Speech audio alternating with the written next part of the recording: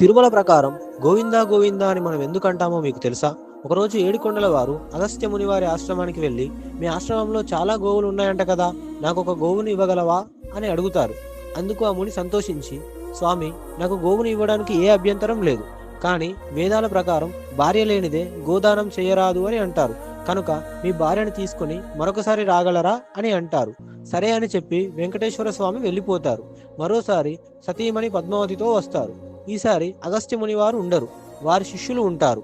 అప్పుడు శ్రీనివాసులు ఇలా అంటారు, మీ గురువుగారు నాకు గోవుని ఇస్తానని మాటిచ్చారు, నన్ను సతీ సమేతంగా రమ్మన్నారు, ఇదిగో నా భార్య పద్మావతితో వచ్చా. దాంతో ఆ శిష్యులు, మా గురువుగారి ఆజ్ఞ లేనిది ఇవ్వరాదు అని అంటారు. దాంతో ఆగ్రహించిన శ్రీనివాసులు తన కొండ వైపు నడుచుకుంటూ వెళ్ళిపోతారు. కొంతసేపటికి వచ్చిన ముని ఈ విషయం తెలుసుకొని గోవుని తీసుకొని శ్రీనివాసుడి వెంట పడతారు. ఆ ముని శ్రీనివాసుడితో, స్వామి గోవి ఇందా, స్వామి గోవు ఇందా